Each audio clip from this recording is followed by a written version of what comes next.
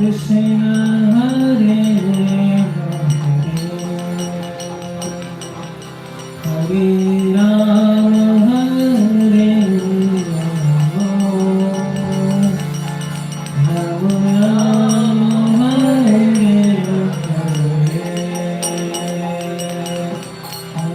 Krishna,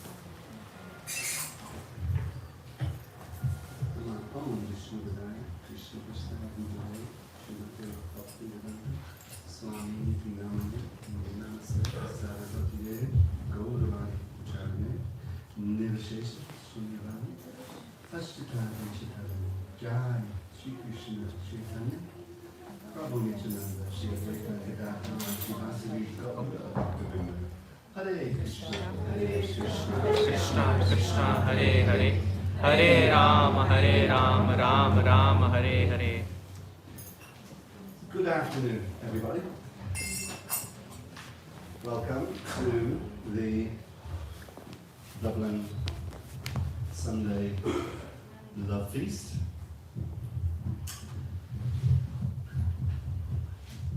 You are all most welcome. I haven't been here for a while.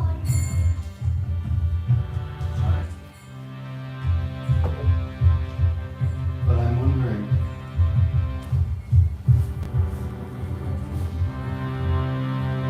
at 3:40 in the afternoon, do we have the normal amount of people, or is it less?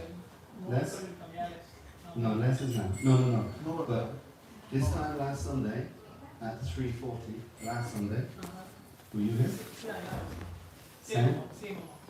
Okay. I have my doubts. Do you want to know why I have my doubts? I have my doubts because today is a match. a little birdie told me today Is a match. that there is a certain cricket match Yeah. taking place. India Pakistan World Cup. And that is why I'm doubting. Krishna tells us in the Bhagavad Gita, give up all varieties of religion and just surrender unto me. And sometimes when people read that verse, they think, oh, if you're coming from a background like me, oh, I have to give up Catholicism or Christianity. Actually, I gave up Catholicism and Christianity long before I met our English devotees. But people tend to think, oh, if we give up all varieties of religion, because that word religion is used. So, Christianity, Islam, Judaism, Buddhism, whatever it might be. But let me tell you, that is not what Krishna is asking us to do. Krishna is asking us to give up anything that distracts us from the goal of life, from understanding our spiritual nature, and from surrendering to Him as the Supreme Personality of Godhead. As they say in many parts of the world, they say that football is the new religion. If you go to, thank you so much, Anka, thank you on behalf of Shri Vyasadeva, Hare Krishna, thank you. They say football is the new religion. If you go to India, Cricket. they would look at you as if you were a crazy person if you said football was the new religion. But if you said cricket was the new religion, they would fall down and pay down their lives. But like I say, that verse in Bhagavad Gita, 1866, Sarvadharma Parityajya Mamikam Sharanam Vraja, is not referring to religion in the narrow sense of the word.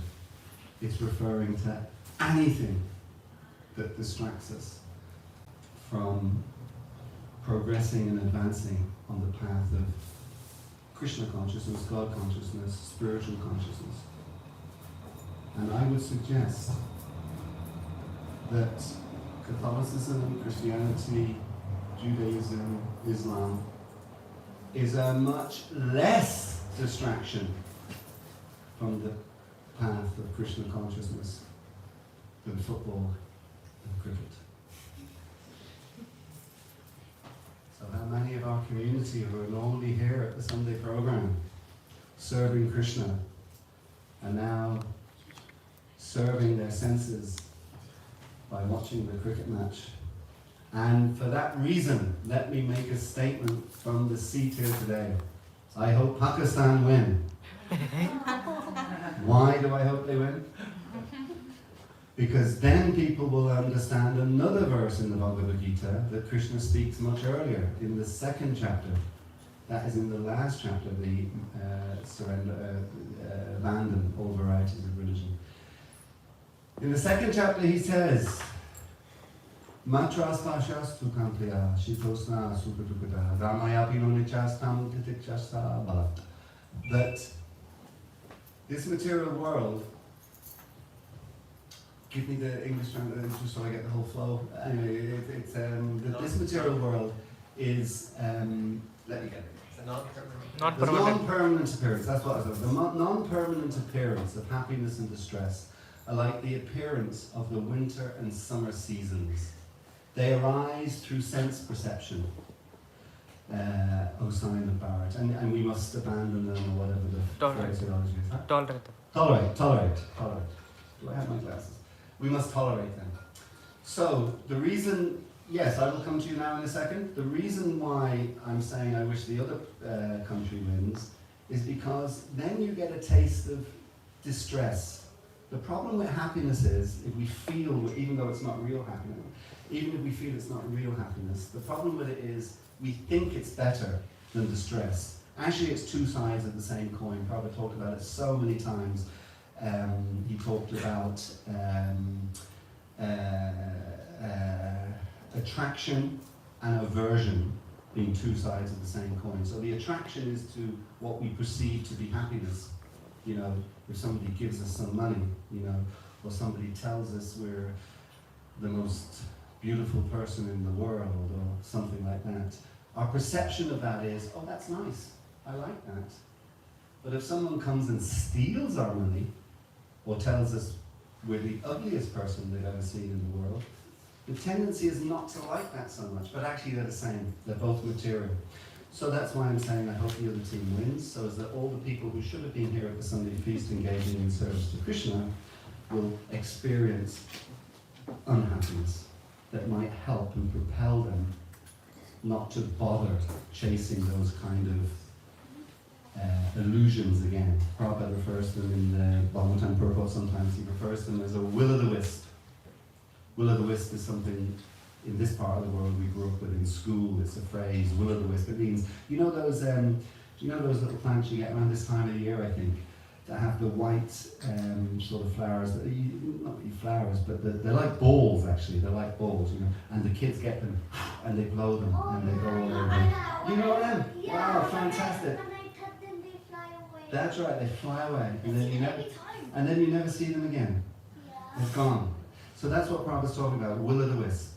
So the material world, happiness and distress, it's a will-o'-the-wisp, you know, and as Prabhu said, we must learn to tolerate it. Okay, thank you. Today, I wanted to talk about Krishna consciousness. Also fits into what we just spoke about. By the way, what did you wanted to say something? What did you want to say? I wanted to say that I read that mantra of Krishna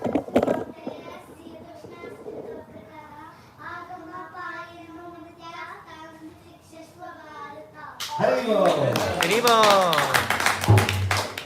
Wonderful. You must thank your mum and dad for teaching, or whoever it was that taught you those verses. That's very good. Fantastic. Now, what verse am I looking for? So this fits in also on the principle of equality. Oh, gosh.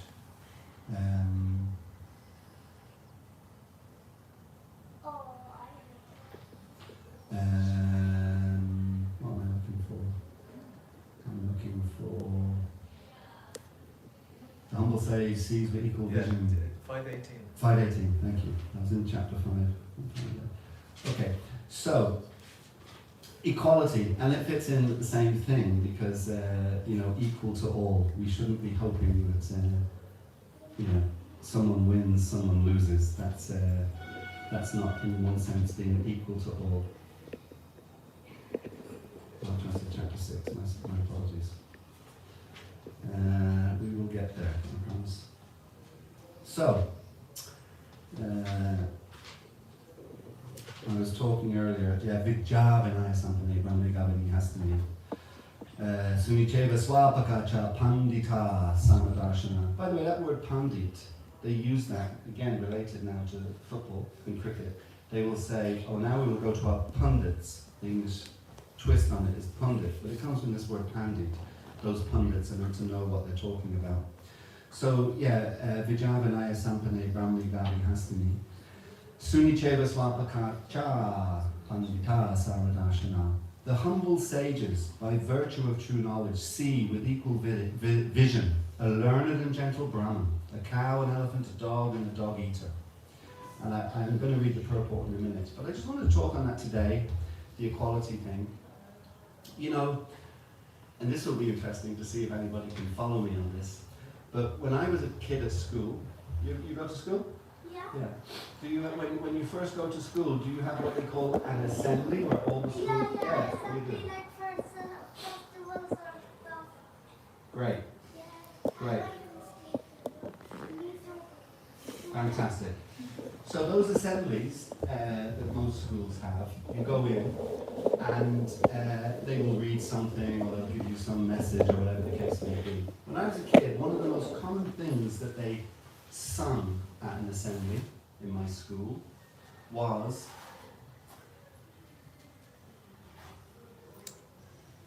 this is one of the verses that I remember. I think I've got it. The rich man in his castle, the poor man at his gate.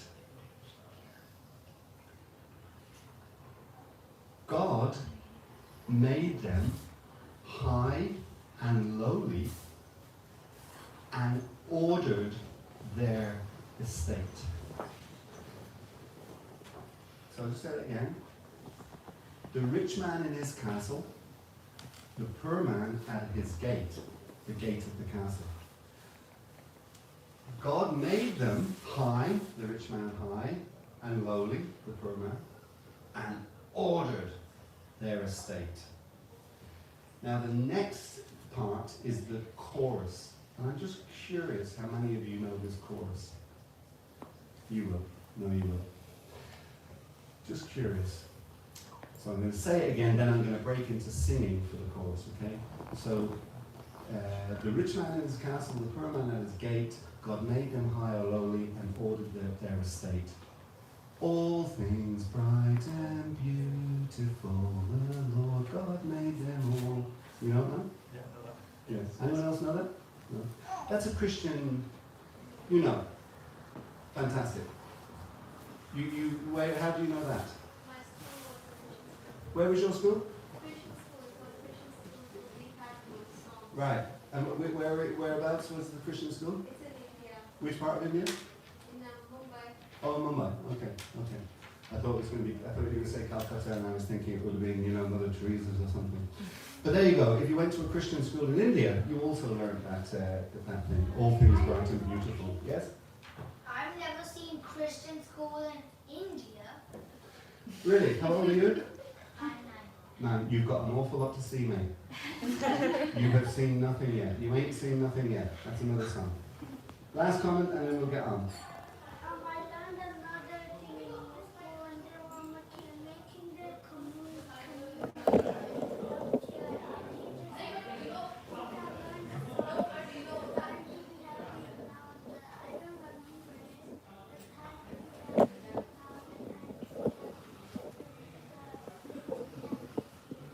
Oh, the place to be happy is here. Well, that's interesting.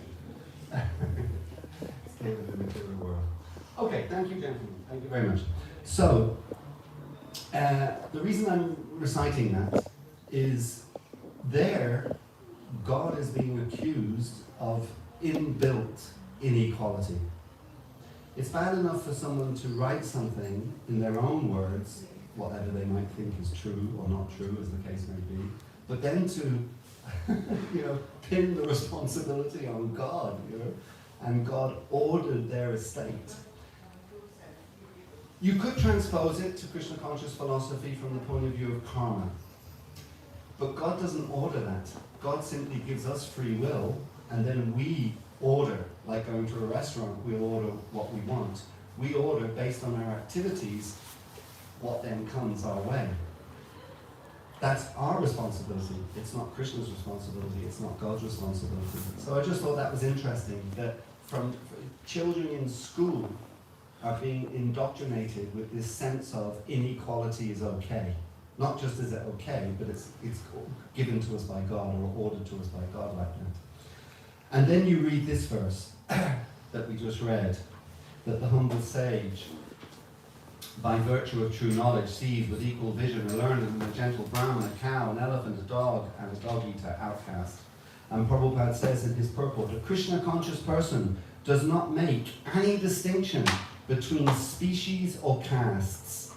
The Brahmin, and this of course is very applicable also to people coming from an Indian background, because this inequality in India is also baked in. You grow up with it.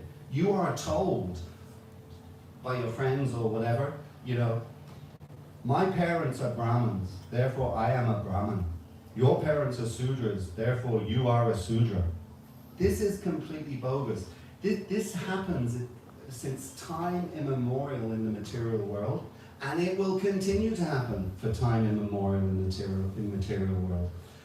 People will try to bake in inequality, and they will use whatever authority they think can serve their purpose, up to and including the Supreme Personality of Godhead. So Krishna also says in the 4th chapter of the Bhagavad Gita, one day I'll remember all the different numbers, but he says that, my brain has forgotten it again. No, I think, no, I think it is higher than that. Anyway, Before that, is it? no, it's talking. Krishna's talking about setting up the Varnashram system. 4:13. 13. Yeah. Thank you. Very good. You know your Bhagavad Gita very well. Thank you, Prabhu. Yes. Chaturvarnyam mayashishtam gunakarma vibhagasya. And the translation of that is, this is Krishna speaking, according to the 3 modes of material nature and the work associated with them, the 4 divisions of human society are created by me. Then Krishna goes on to explain, very important point, and although I am the creator of this system, you should know that I am yet the non-doer, being unchangeable. So it's not that Krishna is affected by this system, but he creates it. Chaturvanyam mayashishtam gunakarma vibhagasya. So, what he has done is, he has created the 4 orders, and the four varnas and the 4 ashrams. So the 4 ashrams we will know as brahmacharis. Do we have any brahmacharis? They're kind of an endangered species in the material world, the brahmacharis, at least the genuine ones are. Don't see any in this room. But brahmacharis are those student devotees who are unmarried, etc. So that you have brahmacharis. A long time ago, I was pretending to be a brahmachari for a few years, along with Manu Prabhu. He wasn't pretending, I was pretending. He was a real brahmachari. And then brahmacharis, the vast majority of them often, will then enter into what we call grihastha life, or married life. So brahmacharis, grihasthas. Then you have the 3rd category, which is vanaprast, or retired life, where grihasthas are no longer, raising a family and no longer engaged in kind of intimate relations as such. And they're kind of retired like that, but they're still together and they work together in Krishna consciousness. And then the last one is sannyas, where the man of the family may or may not, as the case may be, choose to completely retire, as in leave family life altogether, and they go back to the kind of brahmachari status, although it's called sannyas, and they wear saffron again. So they're the 4 ashrams that Krishna created, and we are free to engage in any of those ashrams. It's not as though we're forced into any particular. We're free. We can be brahmacharis, we can be grihasthas, we can be vanapras, etc. Then the other 4 things that Krishna created were the 4 what we call varnas, or occupations. And those occupations are the working class, meaning people who basically work with their hands. So your plumbers, your electricians, your engineers, people like that. the working class anyway. Then the second one is called the Vaishya class, or and there's two broad categories that fall into the Vaishya class. They are the farming community.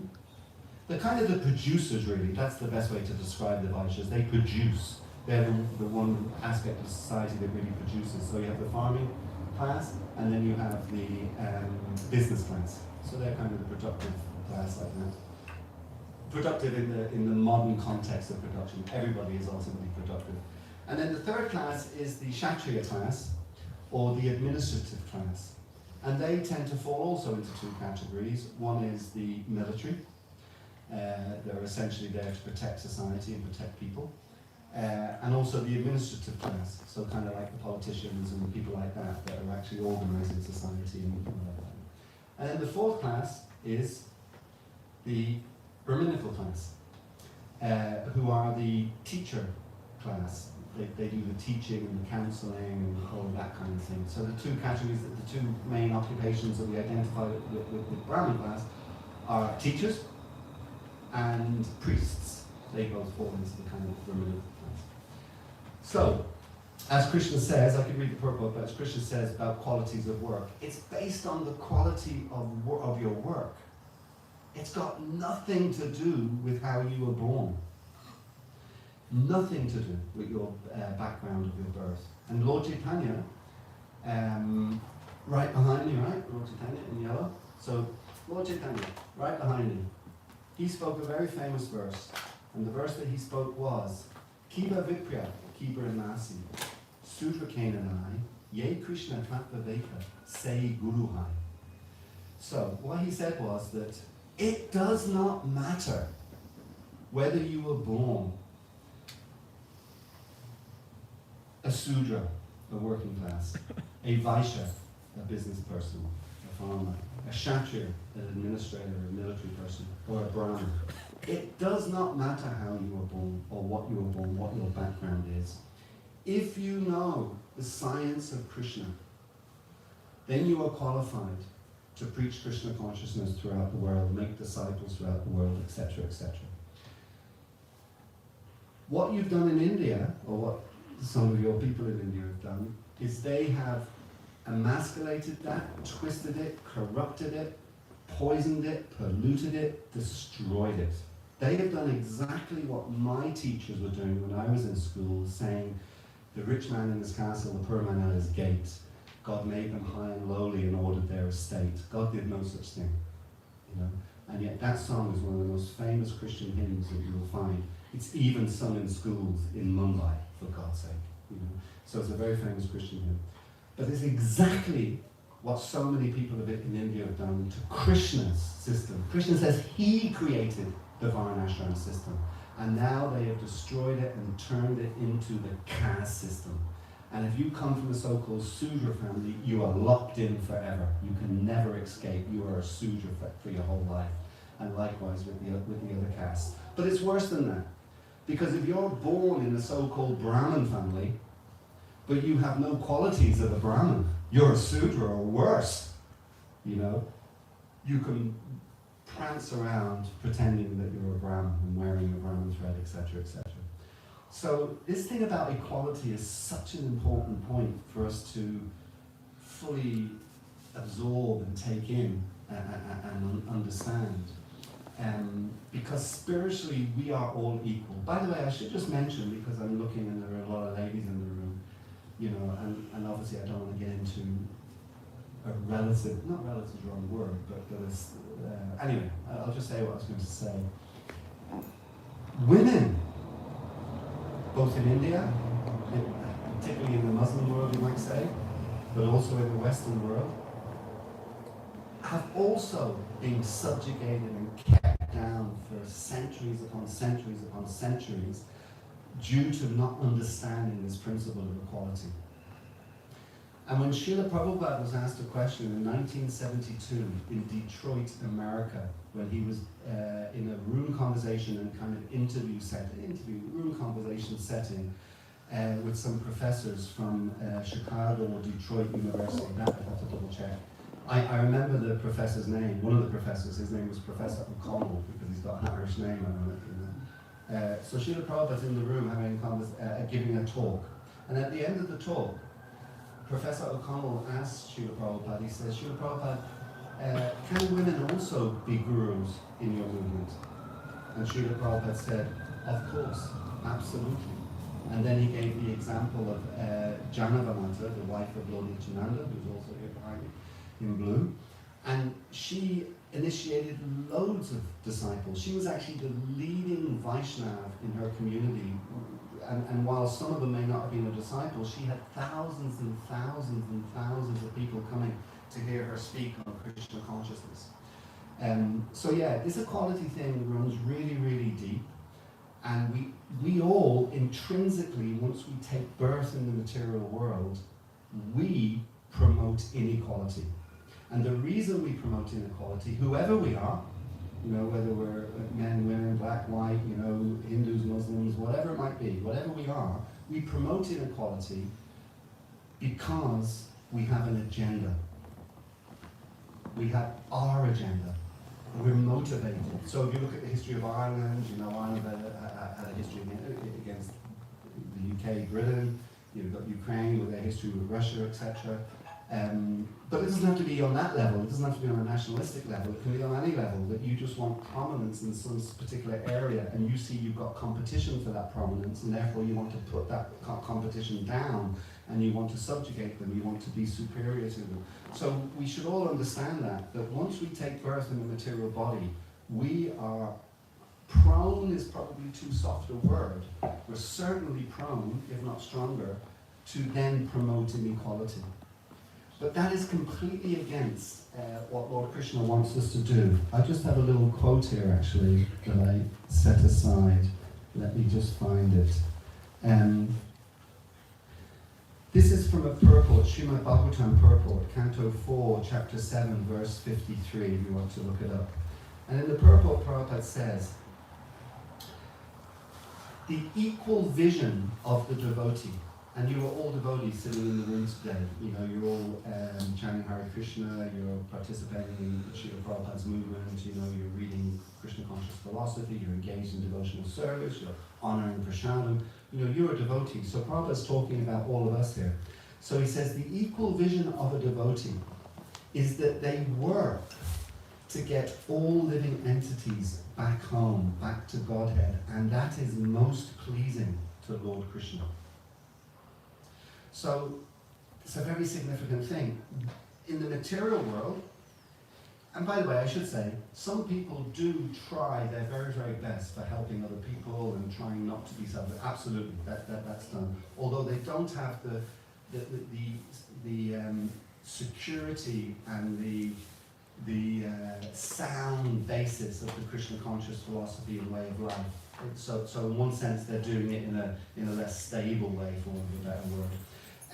But people do try. It's not that everyone's. But at the same time, and I think you probably can all relate to it, I'm certainly speaking from my own realization because I can completely relate to it, is that we tend to have agendas. We tend to have things that we want to achieve, that we want to do, that we want to leave our mark on. You know, one of the things they talk about, you see in the material world with politicians and different people like that, they're always talking about leaving a legacy. They want to leave a legacy. This is all I, me, mine philosophy, the philosophy the Prophet talked against all the time, you know, I, me, and mine, you know, I, me, and mine. But that's what they want to do, they want to get into that. Whereas the devotee, their agenda is not about themselves. It's not about themselves. It's about pleasing Krishna and what Krishna wants. So as I say again in this quote that I just read, that one of the things Krishna wants is he wants us all to help other people to come to Krishna consciousness. That's one way. He doesn't want us going out and doing this, that, or the other, and you know, making a name for ourselves and getting ourselves, you know, 100 hits on Facebook or 1,000 hits on this or that or whatever it might be. You know, Krishna's not wanting that. What he's wanting is us to go out into the material world and to bring as many souls to Krishna consciousness as we possibly can.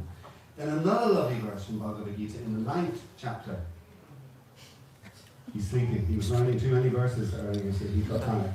Okay, another verse in the 9th chapter of Bhagavad Gita is Samoham Sarvabhuteshu 9:29. Right? That one I know. And Krishna himself is saying, he is saying, and let me get his exact words so I don't get them wrong. So Samoham Sava Bhute Shu. Samoham Sava Bhute Shu 929. Here we are. Samoham Sava Bhute Shu Name Dreshosti Na Priya. I envy no one. Can I ask a question in the room? A question in the room is, has anyone in the room ever felt envious towards someone else? Let's have a show of hands. Wow. So we have a few people who are being dishonest who didn't put their hands up. But most of you put your hands up.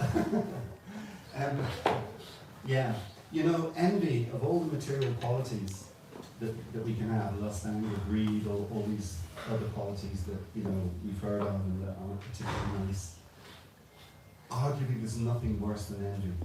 You know, envy is such a corrosive thing. It can literally take over our whole self, and it just becomes our eternal focus. You know, and you can even start having dark thoughts about, oh, you know, how would I get rid of this person out of my life? You know, it can be really dangerous and really corrosive.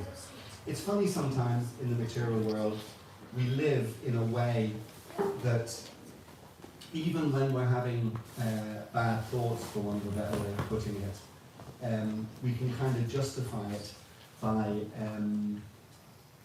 saying things like, to ourselves, saying things like, well, actually everyone's like that. That's okay. But you know, and that's true, to some degree that's true, but that doesn't protect us. That won't, just because we're in a group of 8 billion, doesn't protect us from the negative impact of those qualities. And envy can lead to all sorts of painful, horrible things, you know. So Krishna's saying here, I envy no one. So Krishna doesn't envy anyone. And this is brilliant. And this is very reassuring. Again, for me personally, it's very reassuring. Nor am I partial to anyone. Because that's another very difficult thing to deal with in this world. I remember when I have 2 children. 3 grandchildren, more grandchildren than I have children. Anyway, I have 2 children. And about 2.5 years, a little over 2.5 years between them. You know? So the first child was born, the whole thing, 2.5, whatever. And then the next one was born. The second one was born in Belfast. And I, believe it or not, when he was born, I was down in Kerry. I was down in Listowel, County Kerry. How do you guess what I was with now? JPK? No. Closing. Honestly. Yeah. Listowel. Anyway, I was down in Kerry. And in those days, you didn't have mobile phones. Can you imagine? I'm looking at the younger kind of people in the room now. Can you imagine a world without mobile phones? Can you imagine? You can? How old are you? 28. Right, no, you can't imagine a world without mobile phones. You might like to think you can, but you can't. But there used not to be mobile phones. There used to be a time on this planet, in this country, when if somebody wants to contact you, now it's just horrendous, you know? Do you ever get that on your phone? Someone wants to contact, so they ring you on your mobile number and you don't answer. Then they ring you on WhatsApp. Then they ping you on something else and something else, something else.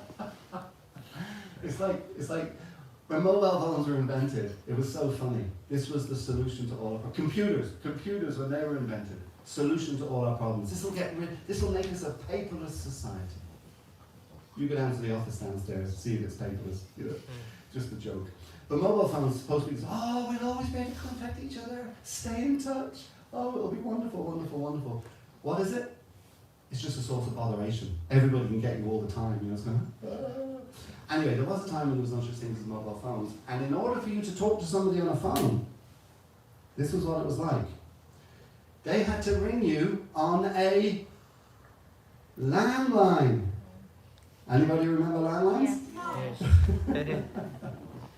They had to ring you on a landline. But you had to be physically at that landline. You had to be within sort of a 20 meter radius of that landline to hear it and to get to it and pick it up. If you were outdoors, even even 150 meters away, you wouldn't hear it.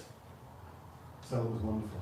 It was wonderful. It was blissful. It was fantastic. It was incredible, actually. You know. I wouldn't mind if I was the only person with a mobile phone in the world. You know. But when everyone else has them and they're always contacting you, oh, that's, you know. Anyway, so I got a phone call on a landline telling me that my second child had been born. I was in Listowel, Kerry. The new baby and the mum were in Belfast in Northern Ireland, the exact opposite end of the country. You know. So next thing I'm on a drive, you know, all the way back. In those days, very few motorways. Many people will confirm no motorways. Oh, that would have taken me about 7 hours, something like that, driving. The first thing when I got there, the first thing that my wife said to me, even though she more or less just given birth, you know, whatever, she made sure she was outside to see me before I came in to see the baby. And she said to me, the first thing you've got to do is say hello and give Sankey a hug. That's the 2.5-year-old. Because you have to, and I was really appreciating that because it hadn't actually crossed my mind, but she was really tuned into this, that you cannot, your existing child cannot think that somehow or another you're being partial to the younger one and they'll get some kind of complex as a result of that. So that's exactly what I did, said hello to him, gave him a hug, played with him. Then I went in to see the newborn. So this is what Krishna's saying here. I envy no one, nor am I partial to anyone. Partiality, particularly in that context of family life actually, you know, you have to be very careful with it because kids can be very delicate and very sensitive. But even in our general dealings with devotees, we should try to emulate Krishna here. Because in the material world, we are affected by how we see things, how we hear things, how we touch things, how we smell things, how we taste things. We're very much affected by that. And therefore, if we see someone that we think, I don't know, whatever word you want to use here, but we think is more attractive than somebody else, we shouldn't allow our senses to dictate to us that therefore I'm going to be more partial towards this person. Whatever it is usually one of the 6 attributes that Krishna has in full. So, beauty, wealth, fame, renunciation, wisdom, strength. Thank you. This man is a pandit. He's a pandit. So it's usually related to one of those 6 qualities that we perceive them in a certain way and get attracted to them. So again, the rich man in his castle, the poor man at his gate. If I'm a temple president, so the temple president double him out, he may have a person come in here later, and the person that walks in the door is a known billionaire. And then he may see another person coming in, and that person is a known pauper, has nothing. But that should not affect his reaction to those individuals. You know, there shouldn't be partiality shown. And we're just following Krishna's footsteps in relation to that. So, nor am I partial to anyone. I am equal to all. I am equal to all. But then here's a brilliant last sentence. But whoever renders service to me in devotion is a friend, is in me, and I am also a friend to him, or to them. So, that's the key thing. Krishna is equal to everybody. There's a lovely story also in the Christian tradition called the prodigal son. I don't know if any of you are familiar with the prodigal son. Although the father in that story could possibly have got his partiality a little off. But the principle of it is very nice. He had 2 sons. One son stayed with the family his whole life, worked the farm, did everything he was asked by the parents. The other son left as soon as he could, when he was 16 or 17, left, got into all sorts of nonsense, you know, went into the bright lights of the city or whatever it was, you know, wine and women and whatever else it might have been. Had a great time for I don't know how many years, 5 years, 10 years, but then he came back.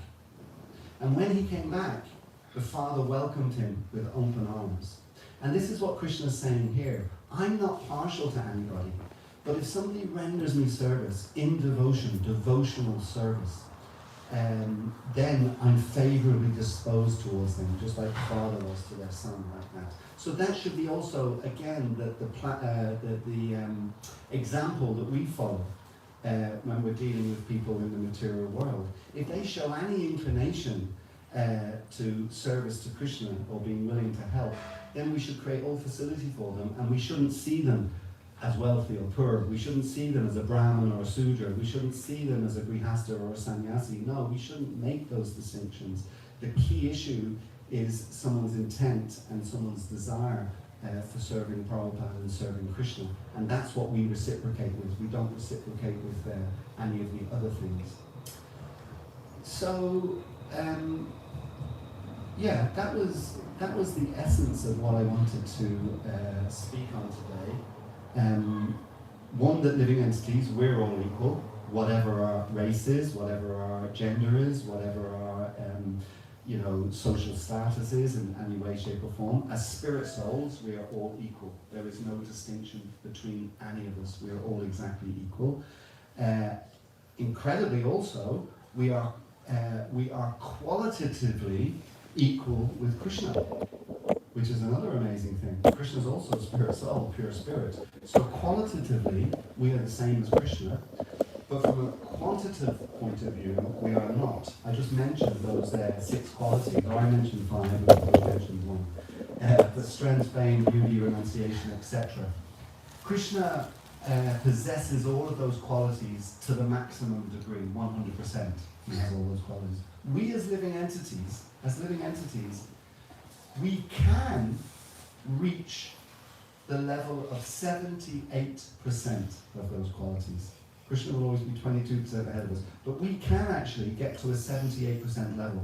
I don't think any of us are very close to that 78% level right now, but that's what we can do, and that's why you get wonderful devotees, for instance, like Lord Shiva. Vaishnavanam Yatha Sambhu. That Lord Shiva is the best of devotees.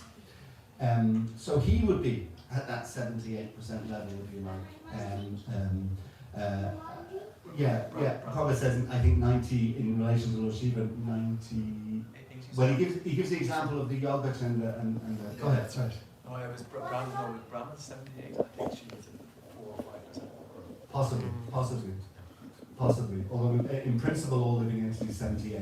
Lord Shiva's in a special category, so maybe I shouldn't have picked him. I should have picked Lord Brahma, maybe better. But anyway, the point that I'm just trying to make is so Lord Brahma. Let's take Lord Brahma at 78. So Lord Brahma created this world that we're all, not just this world by the way, this planet, but this whole cosmic creation, which is a whole different ball game again. When you see the modern day cosmologists and astronomers, etc., and they've got their little telescopes and they're looking up and they're fine. Oh, we found a new something or other, If you look at the dimensions that the Bhagavatam describes of what this material world is, the space that it is all contained in, it is just so vastly larger, bigger, greater than when they say, oh, we found something new. They literally are still scratching it. They're all delighted. They think they're great. Oh gosh, we found this new black hole, we found this new planet, or whatever it may be. Note of caution, scientist community. You roughly have another 765 trillion planets to discover. It's like they're literally just barely scratching at the surface, But that's just the material, and that is just the material world. But anyway, this personality, Lord Brahma, created that, and he is just 78% of that power and potency that Lord Krishna has. So we can kind of get an idea of where we are. But anyway, the point is that we are qualitatively the same as Krishna. So we're all equal, we're all qualitatively the same as Krishna. And what was the other category that I wanted to say? And Krishna, we talked about that. Krishna is equal to everyone. Okay, so I think I'll stop there. By the way, one of Krishna's kind of examples of his incredible, one, his incredible resource, and two, that he's equal to everyone, is that the rain falls everywhere. It's not that the rain just falls where we want it to fall or need it to fall. It literally falls in the ocean. One, there's so much of it anyway, so in one sense it doesn't really matter. But two, just Krishna will distribute everything everywhere. There's no limitation on what Krishna can and can't do and what he can distribute. But yeah, I'll stop there and ask, does anybody have any comment or question, particularly in relation to this point that we're talking about equality? Yes, sir.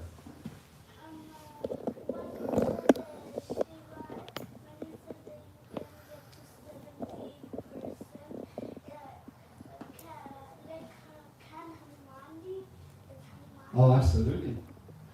Absolutely. Hanumanji's already there. He's an incredible devotee of Lord Ramchandra. That's why Nanda Bhakti he goes for Dasya. Yeah, that's right. He's just super duper fantastic. We need to get Hanumanji as popular in India, in the West. We need to get, in the West, we need to get Hanumanji more popular than Superman and Spider-Man and all those other men. And Wonder Woman. We got one woman in there. Wonder Woman. We got Spider-Man, Superman. But yeah, we need to get Hanumanji as famous as them. So that's your service to Srila Prabhupada. That you make everyone in Dublin aware of and get them to fall in love with Hanumanji, okay? Oh, Prabhuji, I can also do that. You can do that? Brilliant. You lead the way. What's your name? My name is Ishani. Ishani. Wow, you're following in the great footsteps of another Ishani. But she wasn't able to get everyone in Dublin glorifying Hanumanji. So if you can do that, wow, we will fall at your feet. You will be like Dublin Temple's Janava Mata. You will be absolutely wonderful, Ishani. Please give me a report on all the people that fall in love with Hanumanji. Okay? That would make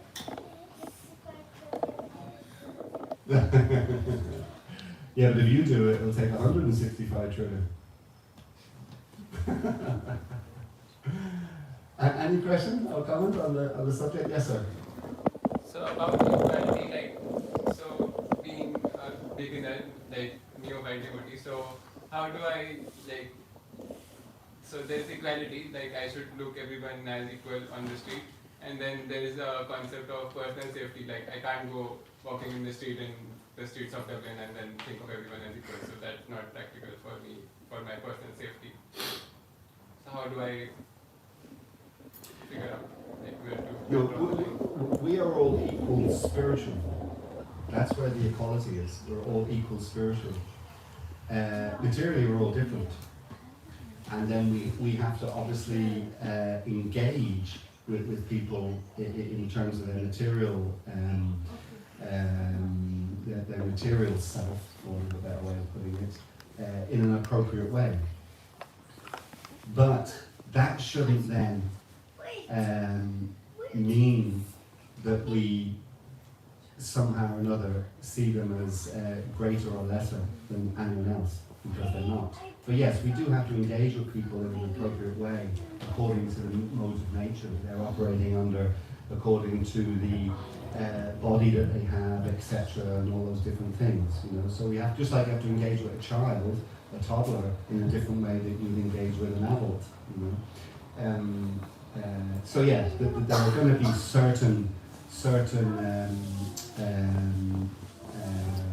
restrictions depending on the person that we're dealing with, but that doesn't mean that you then see them as unequal. So you might, just like we've got this little fellow just walking up now, okay? So spiritually he's equal to me. You know, you shouldn't see a distinction, but from the material point of view, yes, I'm sitting here giving a talk. Well, maybe he could sit here and give a talk, I don't know what you talk about, but he probably do. So yeah, from the material point of view, there are certain protocols and certain etiquettes as to how we interact. But that doesn't change the basic principle that spiritually we're all equal. Because, you know, and let's extend it further, and this is the mistake that's made in the material world, the big mistake that's made in the material world, is that they see humans as superior to animals. We shouldn't. And the verse that I quoted from the 5th chapter specifically says that. It says a Brahmin, you know, a cow, a dog eater, you know, so it goes down to. So a Brahmin, again we go back to the example of India we were talking about earlier, Brahmins are revered. You know, and they're seen as superior to even other human beings. What to speak of, you try to tell them that the Brahmins equal to an elephant. You know, you probably get lynched if you go to India and start telling them that, you know, the Brahmin is equal to an elephant. So that's the way. So because they don't do that, here going again to the Western world, they see humans on a higher level than they see animals.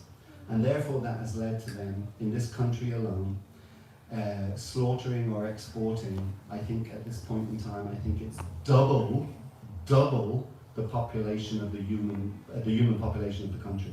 So roughly Ireland has about 5 million people, let's say. So between either directly slaughtering in this country or exporting to other countries to have them slaughtered, I think the export rate is somewhere in the region of double that, 10 million animals every year. Could you imagine, you know, in the Second World War, we know what happened in Germany. And that is still, and rightly so, is still talked about today as being an absolutely horrific thing. The 6 million people, because they came from a certain background, were killed just for that. We tortured, killed, horrible, absolutely horrible. And as I say, rightly so, it's still talked about today so that we don't forget these horrible things can happen. That was my point earlier about envy, actually. That just, it's not good enough just to think to ourselves, yeah, but everyone's envious, so what's the big deal? No. These things can lead to absolutely catastrophic things happening in society. But anyway, so go back to that example. So 70, 80, 90, whatever it is, 80, isn't it? About 80 years on, we are still hearing about that because of how horrible it was. Yet every year, this little country called Ireland kills around double that in animals. Yet nobody even thinks about it. It doesn't even get a centimetre of coverage in the newspaper. But they're equal to the people who died in Germany in the 1930s, late 30s. On a spiritual platform, they are equal. We are all equal. So unless we understand this point that we are all equal, notwithstanding the differences, the way we manifest in the material world in terms of whatever body we're given, again, you know, black, white, man, woman, you know, whatever it might be, whatever those categorizations are, the spirit soul, because the body doesn't function without a soul. Without a soul, the body's just a lump of matter. You know, that's when you get cremated or buried or whatever. You know, so without the spirit soul, the body is nothing. So it's the spirit soul that is the life force or the driving force of the material body. So if we can understand that anything that's born, anything that grows, anything that produces byproducts, in the case of humans has children, anything that grows old and anything that dies, if we can understand that whatever form that is in, human, animal, plant, insect, fish, whatever form it's in, if we can understand on the spiritual platform, we are all equal, they are all equal, there is no distinction. We are going to be much likely, less likely, to create violence and commit violence against those living beings. So yes, externally there may be some protocols we have to follow from time to time, but all the time, to the front of our minds. Srila Prabhupada once said that real philosophy means to keep death right in front of your eyes at every moment, because that's another illusion in the material world. You know, that we're all going to die, but we don't think about it. You know, we haven't a clue where we're going. Well, I tell a lie, you know, as devotees we have a very good idea in one sense, but just in a general sense, people have no clue what's going to happen at death. Some of them try to soothe themselves. They give themselves the balm of soothingness, if that's such a phrase. The balm of soothingness they give themselves is they tell themselves, no such thing as God, no such thing as eternal life. You only live once. Eat, sleep, and be merry. Eat, drink, and be merry, not sleep. Eat, drink, sleep, and be merry. Eat, drink, be merry, and then sleep. So basically what they tell themselves is they convince themselves that there is nothing after death. And that's all it is. They actually, just for the record, because they always present themselves in a very confident way when they say things like that, they're the actual most vulnerable people. They're the scaredest of all, because they have to come up with a philosophy so that they can shut it out of their mind what's coming next. But it is an incredible thing, you know, that this whole world just operates day in, day out. I don't know how many, because I'm 63. So, for, let's say, I first became kind of aware of things when I was 10, just let's say round up. So for the last 50 years, how many Monday mornings have come in the last 50 years? 50 by 50 is what? 2,500, is it? I've had 2,500 weeks, is it? Okay, so 2,500 times Sunday has been here, and Monday morning comes. People get up, they go to work, they go home, they do whatever they do, they watch the football, they watch the cricket. Thank you all for being here today who didn't go to the cricket. And they do all those things. And it's just like, every time that cycle comes, there was a song I knew as a teenager, and it went something like this. It went something like this, let me know.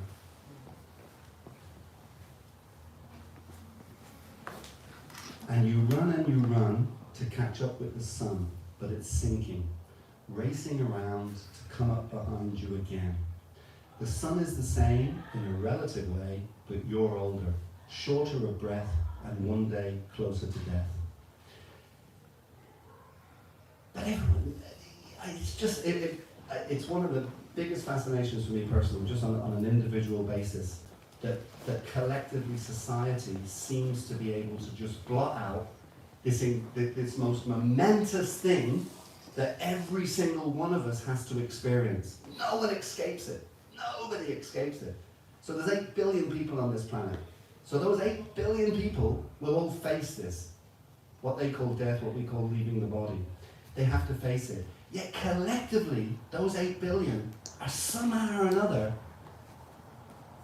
it's like a yoga maya's just descended, and it's just like everyone just collectively forgets about it and just goes on in their mundane way, hour by hour, day by day, doing all these mundane things. So what if India beat Pakistan in the cricket? So what? You know, or so what if Pakistan beat India? So what? How many people are watching that on the television now across the globe? Yeah, no, I would say it's probably close to 1 billion, you know, because India alone has more than 1 billion, then you've got Pakistan, then you've got the rest of the cricket, whatever. You probably have somewhere in the region of 15% of the population of this planet right now tuned into a cricket match, when before that cricket match even ends, they could have a heart attack and die. Why is that? What is it that has collectively grabbed us all, that we just either don't think about this, or if we do think about it, the first reaction is, oh, let me forget about that. Don't even. That's another thing that the non-devotees have down to a T. If you try to have this discussion with them, you will almost certainly be faced with the reaction of, oh, that's morbid. Oh, that's morbid. It's not morbid. It's intelligent. That's what it is. It's intelligent. Trying to figure out, trying to know, trying to be prepared for every eventuality. And there's no greater eventuality in our lives than having to actually leave it and leave the body like that. So it's, and that's why Prabhupada says, real philosophy means to always keep death right in front of you. And that's our mission. Just like I said earlier about when I quoted from the purport in the Srimad Bhagavatam. The purport says, Krishna is most pleased with those devotees who go out and basically rescue people from the material world. The first thing is we can't rescue others until we rescue ourselves, of course. But assuming we're sufficiently rescued and sufficiently on secure ground, if you like, with our own spiritual life and understanding, then the main duty we have is to go out and bring others back to Krishna. That's what makes Krishna happier than anything else, that we do that. And what a big job we have. Because like I've just said, you've got like over 1 billion people tuned into some stupid cricket match for however long it takes, a few hours, you know, thinking this is the... They've probably been looking forward to it all week, all month, all year, I don't know. Oh, look at it. It's amazing. It's amazing, you know, it's amazing how powerful Maya is, you know. That we're in this, we're like the fly that has just landed in the spider's nest. And the spider, who is expert at walking on that sticky stuff that the fly doesn't know how to negotiate. You know, the fly might be on this side, he's landed this side, the spider's over this side. The spider's now making his way over. And he is just going to devour that fly, okay? You have a devotee fly who hasn't landed in that web yet, but he's shouting to his fellow fly, Hare Krishna, just turn, Krishna's in your heart, just turn to Krishna, just turn to Krishna. You know, and this person just cannot hear that, you know. But somehow or another we got to figure a way of penetrating that and breaking through whatever that Mayic barrier is that's stopping people from hearing the most important thing that they can ever hear in their entire existence, not just in this lifetime, but in their entire existence. Thank you for your question, sir. Anna, 2 points I want to raise here. You mentioned the word envy. In the Twitter world, there are people who are non-envious of Krishna and those who are envious. And those who are envious have landed in the likes of planet Earth. Because they all want to become Krishna, the envious people. That's one point. The second point was that when Prabhupada went to America or England or Australia, the first question he was asked, or one of the first questions, what are you doing here? What is it that you can teach us that we don't know already? He said, I've come here to teach you what you have forgotten. yeah, brilliant, brilliant. And let me say something on that second one. First, let me quickly go to the first one. What you say is true. Actually, people who are envious, they're not actually in the spiritual world, because there can be no negative. That's one of Maya's services. One of our services is to protect the spiritual world from any negative quality. So it's kind of a very subtle thing that when envy rises in the heart, you're already out of the spiritual world. It's almost like it's like you plant a seed like that, and before the seed breaks ground, the seed is still there. So when the seed of envy first manifests, it's below the soil, and then you're rejected from the spiritual world before it actually comes above the soil like that. But yes, it's true. We are all here. Here's another thing that even devotees sometimes find hard to accept, actually. Personally, I don't. Personally, I think it sounds like the most logical thing in the world to me personally, but anyway, I know that some people, for some reason, struggle with it. And that is, the reason we're here is we're envious of Krishna. That's the reason. We wanted to be God. This is the big conundrum. We are spiritually equal. We just talked about it. We can achieve 78% of the of all the attributes that Krishna has. We can receive them in 78, but that's not enough for us. We want to be Krishna. You know, and we know it. We know it. You see it with children. Children are brilliant. You know, you have two kids roughly the same age. You know, one of them's playing away, doing everything, playing with all his toys. The other kid takes one of the toys. The first kid doesn't even realize that toy is gone. Perfectly happy playing with all the other toys they have. But then he just happens to look around, sees the other kid over the other side of the room with one of these toys, and suddenly he wants that toy as well. You know?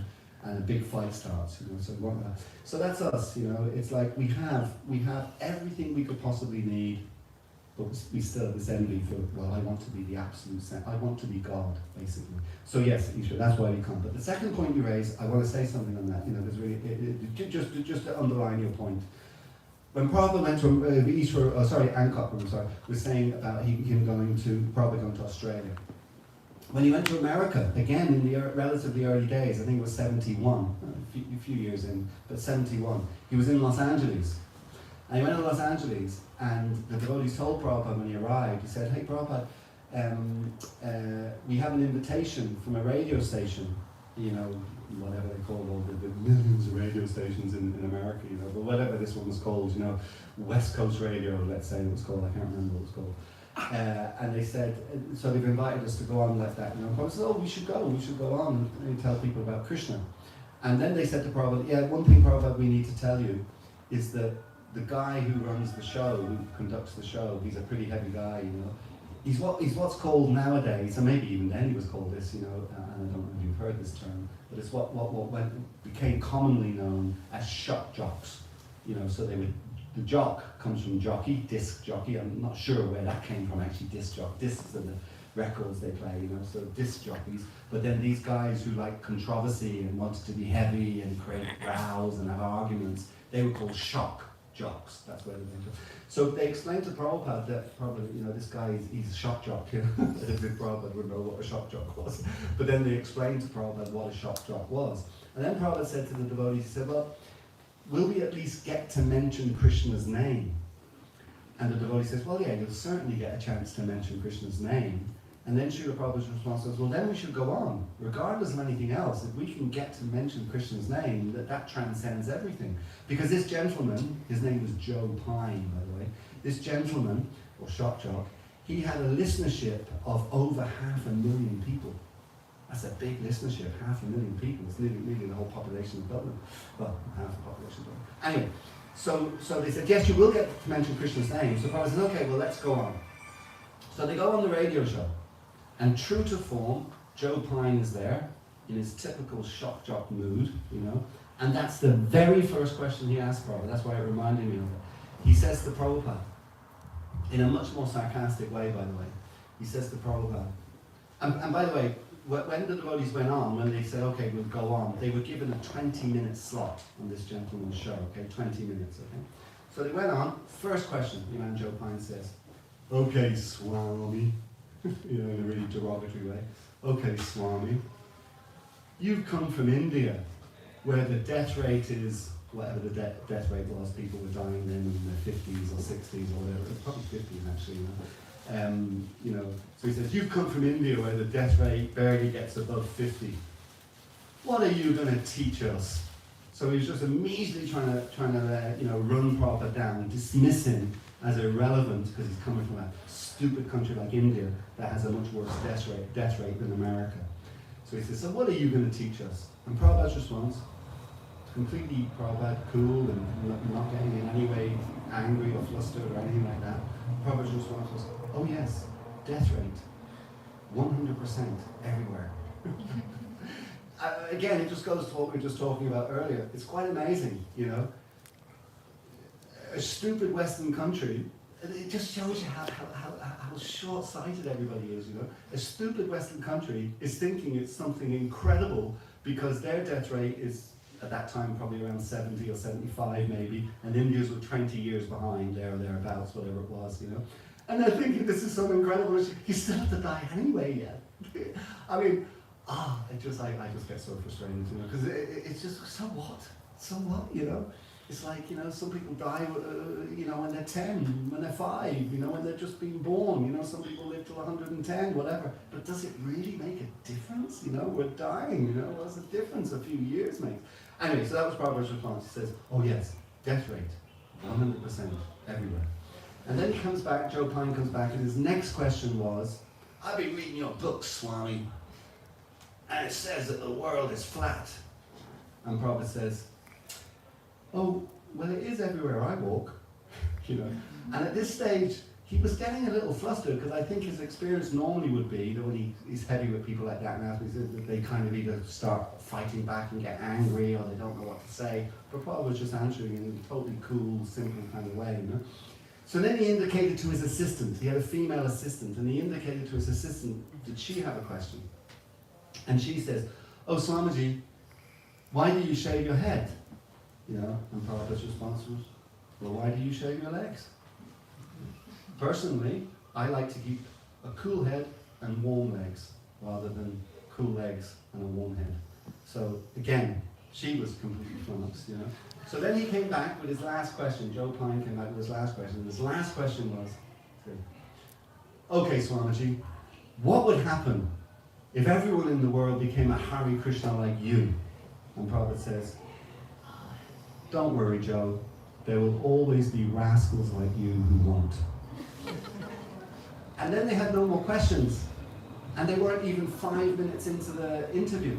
And they had no more questions. And then Prabhupada basically gave a Bhagavad Gita class to 500,000 Americans in Los Angeles.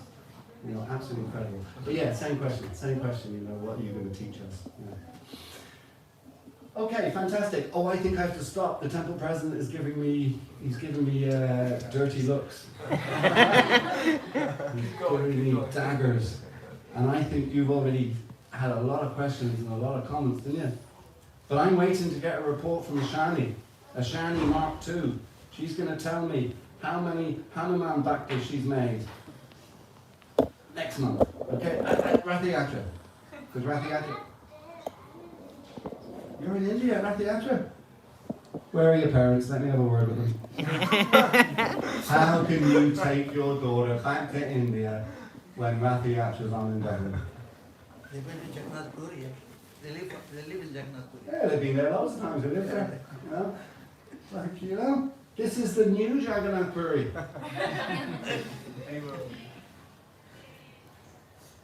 Lord Jagannath has come, he's left Puri, he's come everywhere else. You don't need to go to Puri to see Lord Jagannath anymore. You see him in Dublin. I'll have a word with your mum, okay? Okay. Okay, we'll stop there. Listen, thank you all very, very much. But, you know, on a serious note, you know, and there's so much humour in Krishna consciousness, actually, you know, what's that verse? Raja Vijay Raja Guyam Bhavikam Nagamutamam Bhakta Chavagamam Dharmyam Susukam Susukam Kartanaviyam. Krishna consciousness is joyfully performed, you know.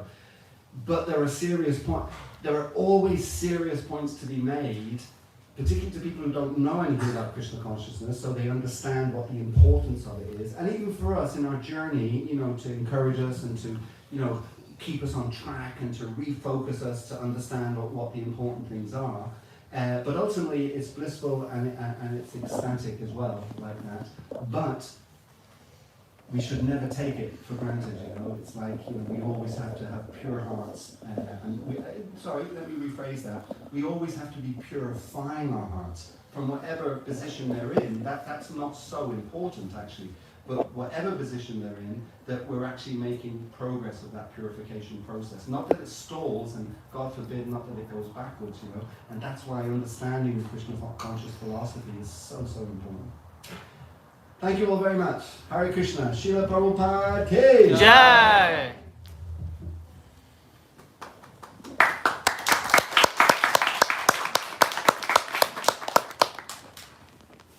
Actually, I don't know what comes next.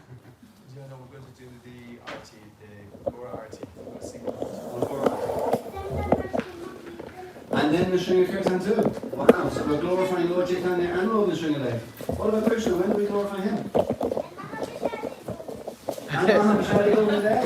Wow. So we're going to have Prashadam as well. So we're going to glorify Lord Chaitanya, we're going to glorify Lord Shringadev, we're going to honor Prashadam, we're going to glorify Krishna.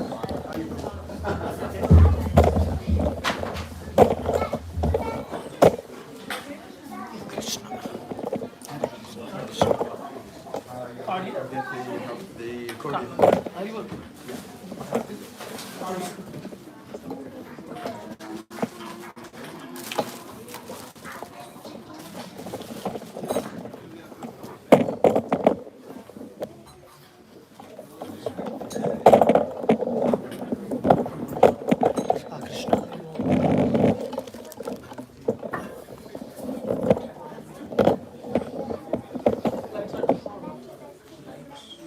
Lights बड़ा कर दो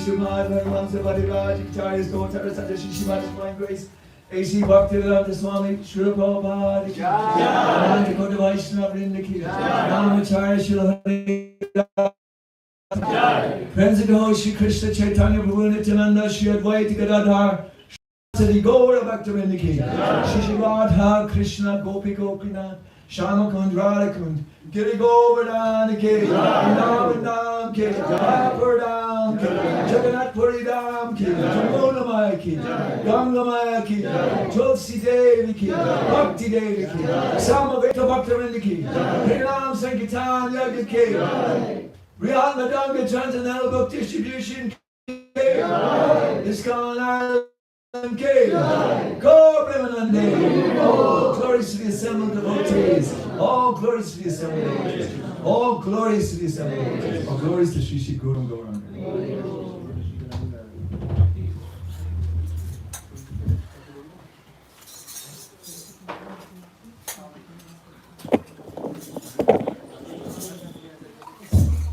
Hare Krishna.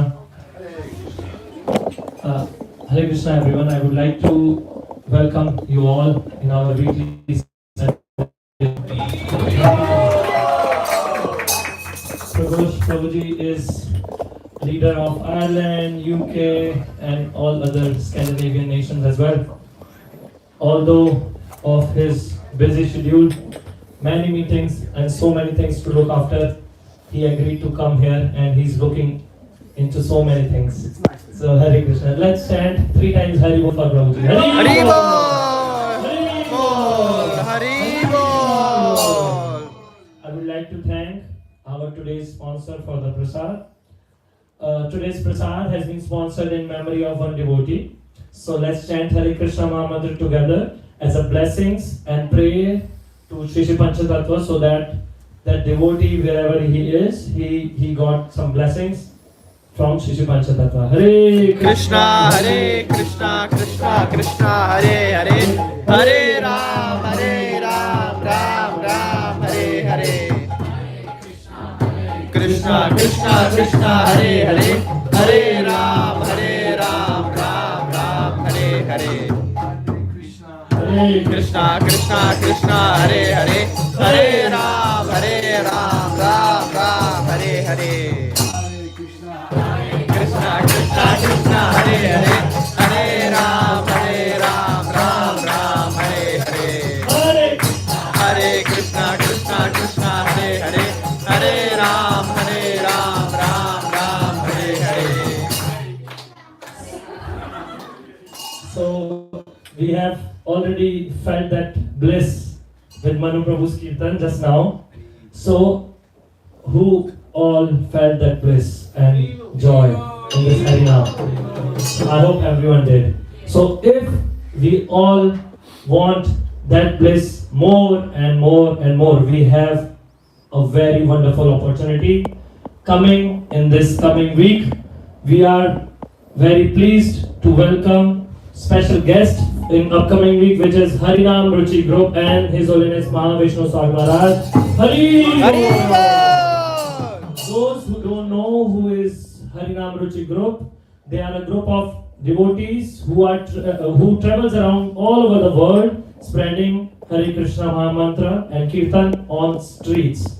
So there will be many street Kirtan, Harinam around the Dublin city center. We will be sharing the more details in coming week. So we will be sharing in WhatsApp group. If any one of you are not in our WhatsApp group, they can send the QR code which is displayed outside of this So next week there will be special Sunday program, because we will be welcoming His Holiness Mahavishnu Swami Maharaj in Sunday program as well. And before that we will be having Harinam on Sunday. On Saturday as well we will be having Harinam. On Friday as well we will be having Harinam and special Kirtan. So upcoming time will be very special, and we are also announced our dates for Rath Yatra, and maybe many of you have got that message regarding Rath Yatra. So support that and donate for Shri Jagannath Ji for Rath Yatra. Also, if you would like to help in being a volunteer for the Rath Yatra, you can join the volunteer group for Rath Yatra and help us in managing all the different things during the Rath Yatra and different activities and services. Hare Krishna. Hare Krishna. And before Rath Yatra, Jagannath Ji takes a very wonderful snan. So we are celebrating Snan Yatra here in Dublin Temple on 20th of June, which is a Sunday. So after 2 weeks, we will be celebrating Snan Yatra for Sri Jagannath, Baladev and Subhadra Maharani. And then they will be appearing in August 4 for Rath Yatra on the streets of Dublin for giving blessings to all other people who are not coming in the temple. Hare Krishna.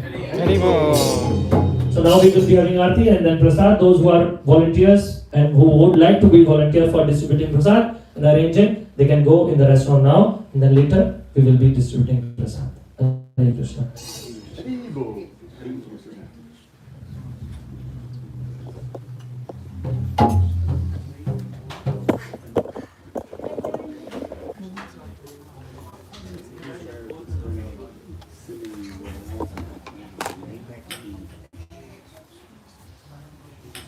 Ugram Veeram Mahavishlam Jwalantam Sarvatomukham Jai Narsimham Shri Narsimham Jai Jai Narsimham Praladesha Jai Padma Mukha Padma Vrindavam Veeram Mahavishnu Jwalantam Sarvatomukham Narsimham Vishanam Bhadram Mrityo Mrityo Namamyam Jai Narsimha Shri Narsimha Jai Jai Narsimha Praladesha Jai Padma Mukha Padma Vrindavam Namaste Narasimhaya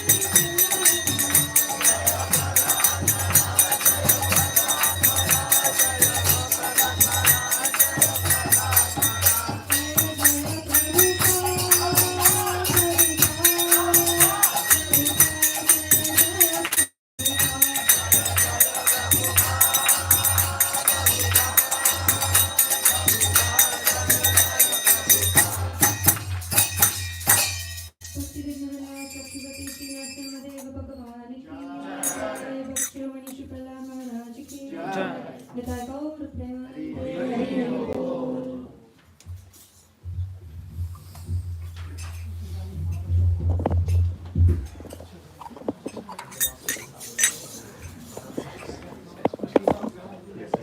You can have prasad in the restaurant, but please maintain the cleanliness in the restaurant.